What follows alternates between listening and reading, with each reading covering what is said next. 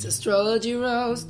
I think it needs to sound like a shitty intro, like a funny shitty intro.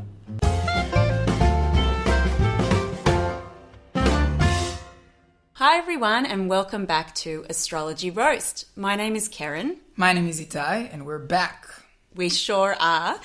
So Etai, we usually like to start off our episodes with a reflection on how our weeks have been. How has your week been? Keren, thank you so much for asking. I am on the highway to heaven. I've been really taking care of myself, trying to be a good adult. I think the whole Ariana Grande and Pitt Davidson breakup really was like a reality check for me. Seeing this relationship of maybe, I think they were together for maybe 7 months. For those of you who don't know, Ariana Grande is one of the biggest pop stars in the world. She's a Cancerian and she has been dating Pete Davidson, which is a Scorpio. Now that is one big ugly breakup, if you ask me. And he's also responsible for the term BDE. Yeah, BDE. Which, for those who aren't familiar with that, means big dick energy. Yeah. So that's very appropriate that a Scorpio was responsible for coining that term. Exactly. But basically what BDE apparently means is when someone walks into a room and they've got big dick energy and they've got swagger or they own the space in this kind of really intense way. Yeah. They basically describe it as they are so comfortable because they know that like once you will be naked with them, you're going to be happy. Yeah. It's a pretty old school perspective of like what it takes to be powerful. But we are a sex positive podcast and we accept everyone and we support everyone, whatever body they have, body type. Yeah, I think I'm only supporting Ariana right now, to be honest. I'm all team her. But basically you see these two young lovers getting engaged, posting about each other. Ariana has a song on her album called Pete Davidson, where she's basically, as a true Cancerian, says, I hope you know that you're my soulmate. And she also, in other songs, she says, excuse me, I love you. I know it's not a way to start a conversation, but that's me, a Cancerian. Yes, it is the fact that they are breaking up made me question my entire life, basically. I was like, life is too short. I need to find who I really am. I need to go back to my roots. So my first step was to watch the Jurassic Park trilogy and the new ones, because I've been saying for years that Jurassic Park is my favorite movie, but I haven't seen it. I just had I had a strong feeling that it will be my favorite movie. And I watched it now, and it is my favorite movie. So you don't have to lie anymore about who you are. Exactly. I love Jurassic Park. It's my favorite movie, and it's proven. I also decided, as a reality check for my life, to maybe be open to the possibility of dating or of love. Also, I know it's Venus retrograde, so, whatever I invest in now will soon be over, so... It won't be over, it will be revisited or clarified further. Yeah. Well, I started seeing this guy, and he's an Aries, and it's actually the first Aries that I have been on, more than one date with. But it's really hard when astrology rules your life like it rules mine. Because I'm like, okay, I'm dating an Aries, what does that mean? I'm like... And he appears really calm and really gentle, but like, I know who you are. I know you're an Aries. Like, I know I might be found in a gutter, like dead. And, if it happens, remember where you heard it first. Yeah, and you do send me updates about where you're going on dates, just in case that does happen. Not that a Gemini is the person you want to be saving you. If you are in a gutter, I'm not going to do very much. But I will speak with the media and I'll make sure that your story is known and funny and witty and that people remember you as that guy that loved Jurassic Park. Well, I already have, my Facebook post for after my death. So I'll just email it to you and you're going to post it. In the gutter. Yeah. But the scary part, not that he's just an Aries, the scary part is that my ex-boyfriend was an Aquarius and this person is an Aries. And the last time in history someone went from an Aquarius to an Aries... It was Britney Spears going from Justin Timberlake to Kevin Federline, from Justin to K-Fed, and we've all seen what happens when that's the result. I do not want to see that. And, if you see me in 2 years running around barefoot in 7-Eleven in the middle of the night with one kid on my hand and one kid in the car, then it happened to me too. But let's just not forget, like, her best album came from that time. It's true. Blackout. You know what? I'm here. Ariana inspired me to live my best life and to not wait for the end of the world. I'm trying to open up. I don't feel like the world is completely behind me. The other night we went for dinner and then we came back here to our lovely apartment, and we went into my room and he was like, oh, put some music on. And you know, when you get stressed, like, what music should I put? Like, I really freaked out because I was trying to also connect my phone to the speakers, but it kept connecting to the speakers in the living room. I wanted it to connect the speakers in my room. So I was like trying to figure this out while trying to think what playlist should I play. And I couldn't play Frank Ocean because I didn't want to cry. Yeah, so sad. I couldn't play Britney because he didn't know I like her yet, because, you know, I keep it for after they like me because I want to like scare them away with my Britney obsession. So in that moment of stress, I just looked up on Spotify sex music, and the first result that came out was actually sex musics with an X at the end. Ooh. And I was like, okay, I'll do that. I clicked shuffle play. So we're sitting on my bed. We're like, you know, being all nice and affectionate towards each other. And then this playlist betrayed me by putting Adele, Water Under the Bridge.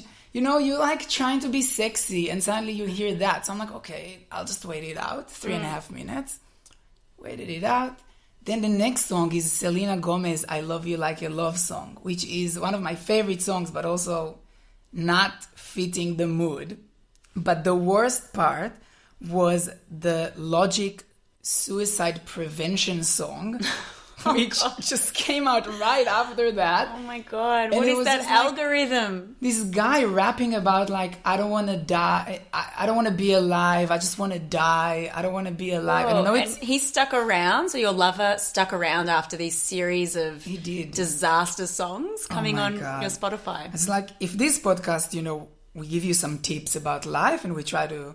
So my tip of the day, of the week, is make your own fucking playlist on Spotify. Don't outsource that. Never outsource that. Just like make your playlist. Better safe than sorry. Better and safe than Logic, I would say. The tricky thing, I've tried to make my playlists for similar kind of times when I'm trying to maybe get intimate or connect with people in that way. And, you know, we can talk about my situationship a bit later that I'm in, but sometimes I've curated something that I thought was really awesome for one part of the day, but then later on you might be in another state of mind and all of a sudden Mariah Carey's I Want to Know What Love Is comes on and it's date number 1 or number 2 and What's wrong with that? well it's you know, for Cancerians or for other people it might be really appropriate, but it's so full on, so I don't know. That's true.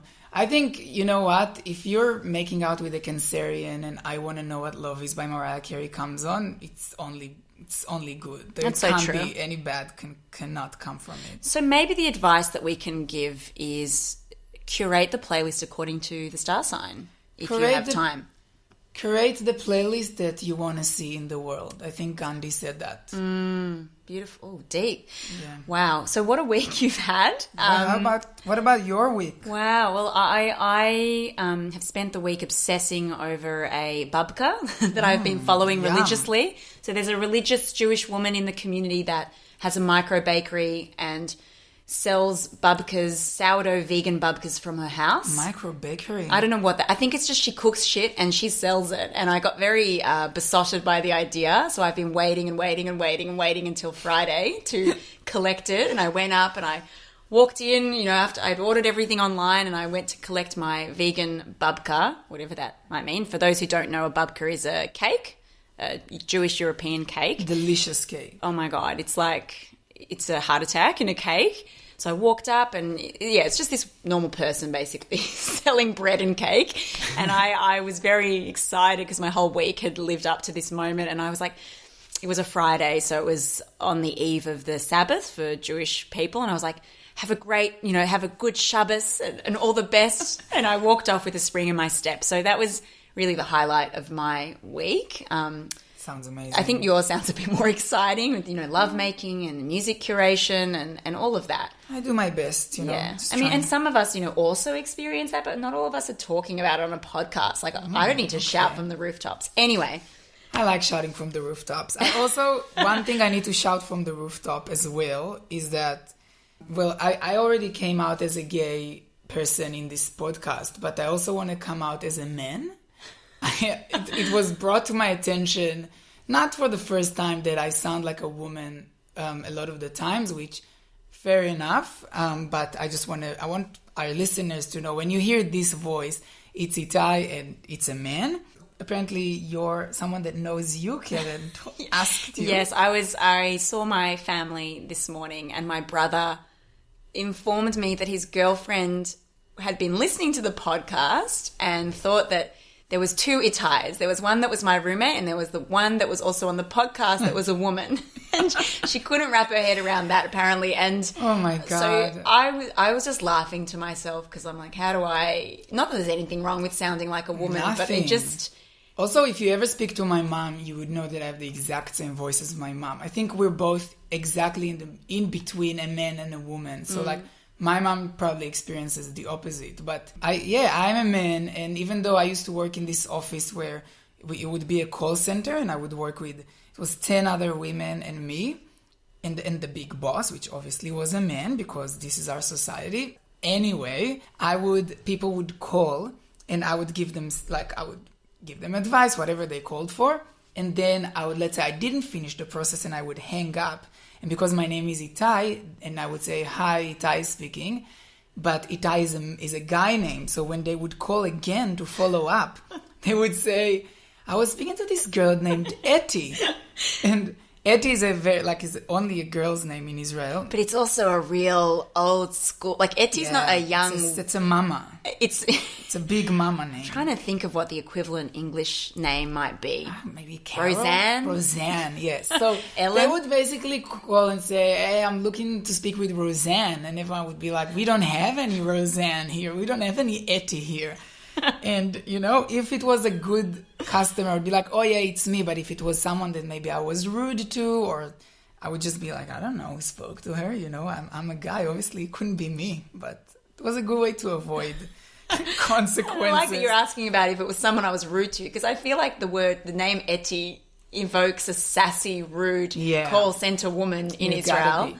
But anyway, so now for those out there who weren't clear, there is one Etai. And that's me. You are a man. Yep. You identify as a man. Yes, and hello out there to my siblings who may or may not be listening. And let's never speak about any of the intimate details that I discuss on this podcast because I'm just not comfortable about that. Exactly. And for that guy that I was talking about that came to my house, if you're listening to this podcast, I'm just joking. I don't really let astrology lead the way I make decisions. But if you can also cover your ears for 1 second, I want to say something for the other listeners.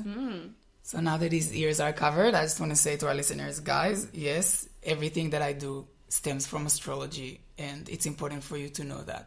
And what's the vibe with the guy? Was he hot? I don't know if he's listening yet, still or not. He's got his hands on his ears. Let's move forward. It's a foolproof method. We are going to talk today about something that I think most people have experienced in their lives, and that is roommates, flatmates, people that you live with in a house that are not your blood and are not your family members. But they start to mimic the fucked up relationships that you have with family. Yeah. The patterns are coming back. So Keren and I are obviously roommates, and we've been living together for almost 3 years. That is so long. It's been absolute pleasure. I hope so. No, it definitely has been a pleasure. And this conversation started because I went out for bagels this morning with some friends, and they were talking about some really insane stories about roommates that they've had. So me and Etai started chatting about all the insanity that we've experienced with our roommates. And one guy that we spoke to this morning, he was talking about his roommate, how she sat on the couch. She didn't move from the couch. She was watching Border patrol all day, border security forces on TV. She stole his schnitzels. She didn't know what schnitzel was. My favorite part was when she was taking her dog out with a glass of wine. Yeah. Just like walk outside. Had 4 cats and 2 dogs or something like that, and would walk the dog with a glass of wine. So Fucking inspirational. yeah, and we thought, oh, clearly Taurus. Like, Taurus doesn't like to move, very lazy, likes to eat. But we were surprised to discover